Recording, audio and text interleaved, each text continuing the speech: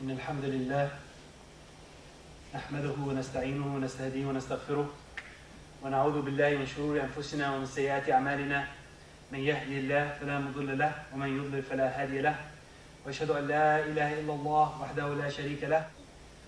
My dear respected brothers and sisters in Islam,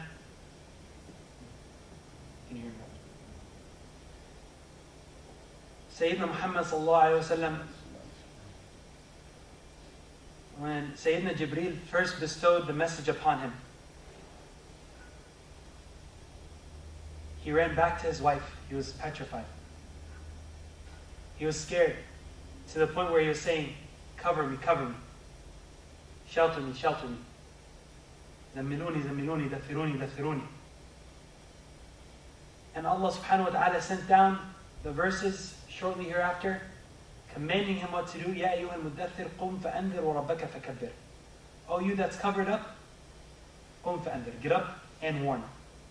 Wa rabbaka fakabbir. And his instruction was, praise your Lord. And so he did so. He started going to his wife and he preached the message to Khadija radiallahu anha, to his best friend Abu Bakr as-Siddiq, to his relatives Ali ibn Abi Talib, to the people around him. And slowly they started accepting the religion.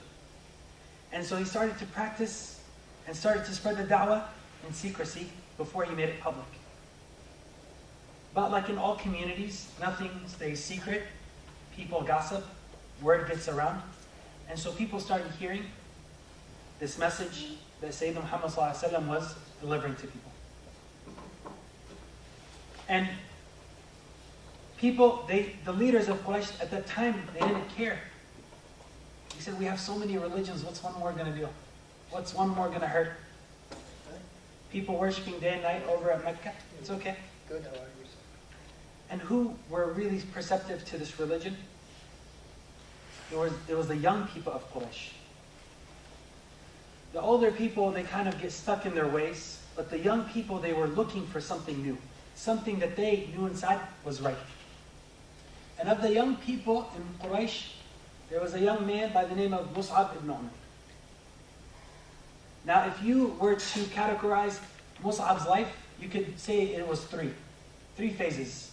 When he becomes Muslim, his contribution to Islam, and his final moment in Islam. And so who was this Mus'ab ibn Umayr? He was a young man in Quraysh. He was well known to be well dressed. He wore the best of clothing. He had the best of shoes. Everything was imported for him. His cologne, it was said that when he would wear it, people can tell where he was just by the smell. Oh, Mus'ab just walked out of here. I know because this is his cologne. It was very unique. And he was very pampered and very spoiled by his mother.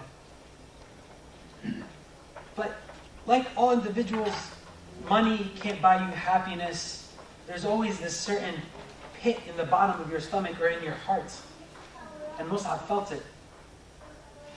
And so when he heard of this new religion that Sayyidina Muhammad ﷺ was preaching about, Mus'ab wanted to know more. And so at the time, in Dar al-Arqam is where Sayyidina Muhammad would give his durus, his studies. And Mus'ab went to listen, to see what all the fuss was about. And as he heard Sayyidina Muhammad reciting the ayat al-Quran, he knew in his heart right away that this was the true religion. This was the thing that he was searching for his entire life. And so what does Mus'ab do on the spot? He takes shahada and he says, Ashhadu an la ilaha illallah wa ashhadu anna Muhammadan Rasulullah. He was very happy now. He's found his inner peace, so to speak. But there was one thing that he was worried about. And what was it? He was scared that his mother would find out. His mother was not only wealthy, but she was very powerful and very strong woman. And so if she found out, she would be very, very upset with him. So he decided that he was going to keep this for himself. He was going to keep his shahada to himself. And so he practiced in secret. Until one day, one of his relatives, he noticed that Mus'ab he went to Dar al-Arqam. He's like, that's where Sayyidina Muhammad goes. And then he follows him around and then he sees him. He's praying just like Sayyidina Muhammad prays. So he's like, I think he's become a Muslim. So who does he tell? He goes and tells Mus'ab's mother. Now she was enraged. So they bring him to her, and she asked him, are you Muslim? And he had no option but to tell her, to confess his Islam. So his mother was about to strike him and kill him. But as you know, a mother's heart for her son is full of love, no matter how upset she is. So instead of trying to kill him, she said, I'm going to lock you up. I'm going to put you away to teach you a lesson. All these fine clothes, everything that you enjoy, everything that you've been accustomed to, it's all gone. Now see what your religion has brought to you. Time goes on, and Mus'ab, he finds a way to escape from these shackles that were holding him still. And then he's able to rest. And so that was kind of the shahada of Mus'ab. Now we said that you can define his life or can kind of categorize his life into 3 phases: his shahada, his contribution to Islam, and his moments when he was dying. Sayyidina Muhammad sallallahu alaihi wasallam, this is while after the incident that took place. Sayyidina Muhammad, there's a group of men that come to him. Some narrations say 12 people, some say half a dozen. But they come to him and they said, we have accepted Islam. And these people were from the town of Yathrib, Medina. And so they wanted someone to come and teach them about Islam. So who does Sayyidina Muhammad sallallahu alaihi wasallam dictate this responsibility of being the messenger of the messenger to? He decides to dictate it to Mus'ab ibn Umair. He had Abu Bakr Siddiq, Ali ibn Talib. He decides that Mus'ab was the individual that he wanted to go and spread. So Mus'ab goes. And so he stays at one of the houses. His narrator is As'ad ibn Zarar's house that he stays in Yathrib before it was come to known as Medina. And he starts to give da'wah. He starts to preach about Islam. He starts to preach about what the Quran says, the ayat of Allah subhanahu wa ta'ala. And so, anytime you go into a city, you have to watch out for the 2 people in charge or the person in charge.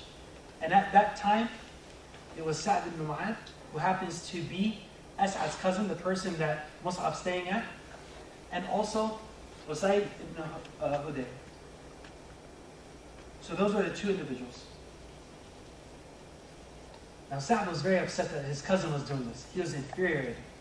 So what does he do? He sends his buddy to go over and check to see what Mus'ab's up to. He says, go take care of him. Kick him out of our land. Kick him out of our city. So Usayd goes and he has his spear and he's ready. He's ready to kick him out. So he goes up to Mus'ab, throws his spear on the ground and says, what are you doing here? What do you want from us? Get out of here. Quit preaching your religion. We don't want it here. So Mus'ab, he's sitting there, he's calm, he's collected. He says, listen, just hear what I have to say. If you like it, then accept what I'm offering. If not, then you just forget about it. So Mus'ab starts to read the Quran upon him, and that man, he became Muslim right on the spot. And so now he was sent to kick out Mus'ab. Now he became Muslim. He became one of the followers of Sayyidina Muhammad. So what is he going to tell Sa'd? So he goes back. Now at the time, the Arabs, they had certain things that they would recognize. They could track someone based on their footprint. Another thing is their faces. They could tell a lot about a person's face. And so Sa'd, when he saw Usayd coming back, he said, by Allah, that guy, the face that he left us with is different than the one he's coming back with. So he recognized something changed in this individual. So Usayd wanted to get Sa'd to go over there without telling him that he became Muslim. So he says, listen, your cousin's in danger. He's in trouble. The tribes turned on him for sheltering Mus'ab. Go and help him. So Sa'd says, my cousin, I gotta go defend him. I have his back. So he runs to him. He goes and he finds Mus'ab sitting down. His cousin's sitting down. There's no fight, nothing's going on. And so Mus'ab, he starts to talk to him, and then slowly Sa'd he embraces Islam. And then after he becomes Muslim, what does he do?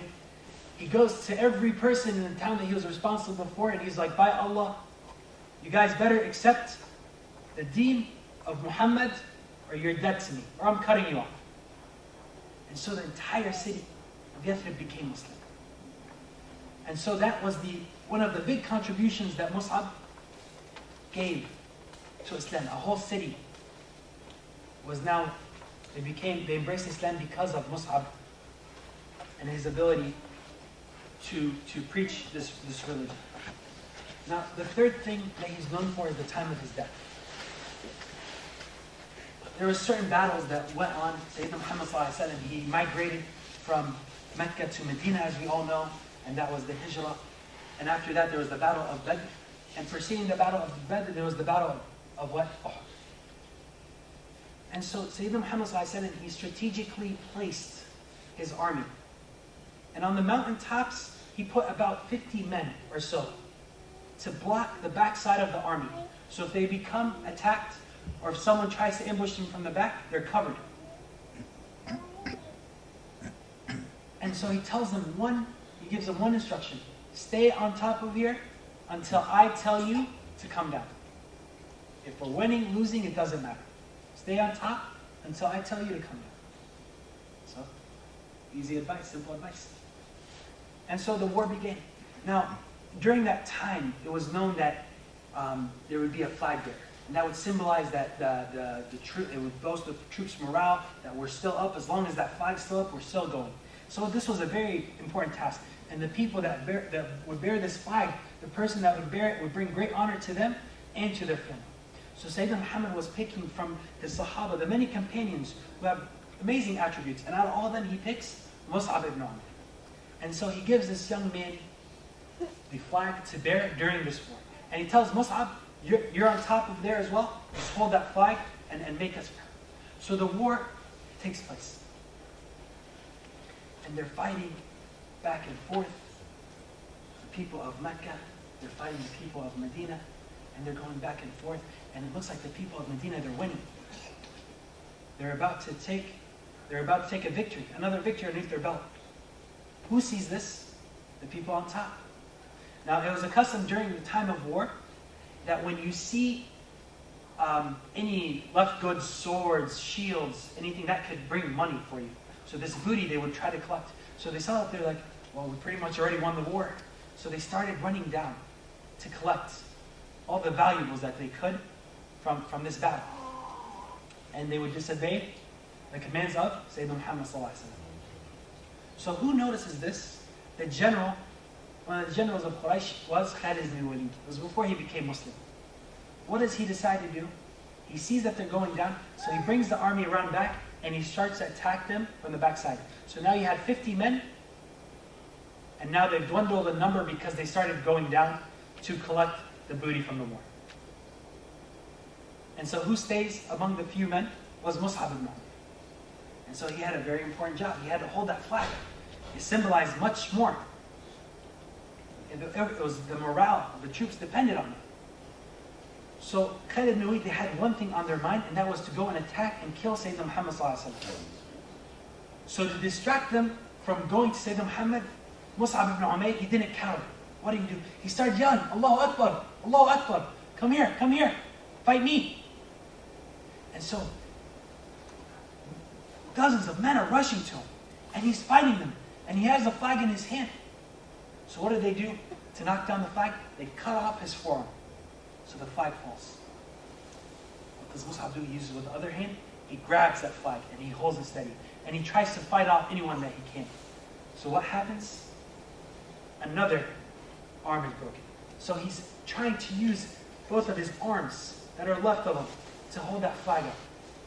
And at that time, people were hearing that as the troops of Khalid ibn Walid were running, they were rushing down towards Sayyidina Muhammad ﷺ, they would say, oh, Sayyidina Muhammad had passed away. And some people actually they stopped fighting. That Sayyidina Muhammad is dead. What's more to fight for? But what does Mus'ab ibn Umayr say? He says, وَمَا مُحَمَّدٌ إِلَّا رَسُولٌ قَدْ خَلَتْ مِنْ قَبْلِهِ الرُّسُلُ. Muhammad ﷺ is a messenger, and there were messengers before him. And so as he's holding that flag with his forearms, he was struck down and killed. Now, when they went to bury the martyrs, at the time, they would just cover them with whatever they had available. any garments in it. When it came to Mus'ab ibn Umayr, they went to cover him with whatever he had. They would cover his face, his feet would show. They would drag it to cover his feet, his face would show. So what did they end up doing? They ended up covering his face and they just put grass to cover his feet. SubhanAllah, a young man who started out, who had everything that his heart would desire in Mecca, everything. Looks, clothing, anything you'd name it, he had it. So just a piece of garment that could barely cover. And at that time when they were burying these individuals, Sayyidina Muhammad sallallahu alaihi wasallam, he recited the ayah, إِنَّ الْمُؤْمِنِينَ رِجَالٌ صَدَقُوا مَا عَاهَدُوا اللَّهَ عَلَيْهِ. From the believers were men. And why do they say rijal? Rijal is a characteristic. That when it comes to their word, they follow through. They kept their covenant with Allah subhanahu wa ta'ala. Those people that sacrificed their lives. And so, as they buried Mus'ab, they buried a youth that gave everything for the sake of Allah subhanahu wa ta'ala, just for this religion to prosper. My dear respected brothers and sisters in Islam, Sayyidina Muhammad sallallahu alaihi wasallam, he built this religion on youth, on young men and women who are willing to work hard, who are willing to sacrifice everything to make a difference. أقول قولي هذا وأستغفر الله لي ولكم فاستغفروه إنه هو الغفور الرحيم.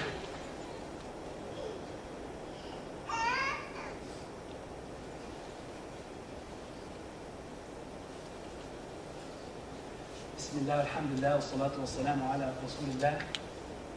My dear respected brothers and sisters in Islam, we spoke about Mus'ab ibn Umayr, a young youth who sacrificed everything. We talked about his life, how he embraced Islam, what he gave to Islam, and how he ended his life. And I wanted to talk to you about the youth in Islam, and particularly the youth of our society as of today.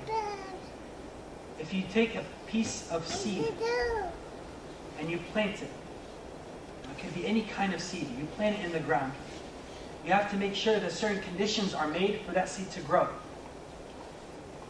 You have to make sure the soil is right. You have to make sure the atmosphere that it's around is right. You have to make sure that the sun that is needs to be shining down. You have to make sure that it's getting enough water. You have to make sure all these things. And you hope that someday that seed will become a tree, and from it you can reap the benefits of that tree. Whether it's fruits, whether if you're planting a vegetable, what have you. And if you look at any seed, you can't tell what it's going to become. It has the potential to become whatever it was designed to become. And every seed is different. Not two seeds are the same. And it's the same with our youth, my dear respected brothers and sisters in Islam. A father, he has certain rights, and a child has certain rights on their father. Of the rights that the father has, he has to pick a righteous mother for his son or daughter. He has to give his son or daughter a beautiful name. And he has to teach them the religion. He has to teach them the Quran. My dear respected brothers and sisters in Islam, our youth are like these seeds that we keep planting. And we have to make sure that their environment is good. As a parent, we have to make sure that their friends are in good company. Because they're like a sponge. Anything that they're around, they're going to absorb. If it's good, then they're going to absorb good, and they're going to become good. Their environment is going to affect them. And if it's a bad environment, it's going to affect them. Regardless of how good they are, it's going to affect them. And as parents, we need to make sure, as a community, we make sure that there is a quality environment around our kids, quality education around our kids, quality role models around our kids, because our youth are our future.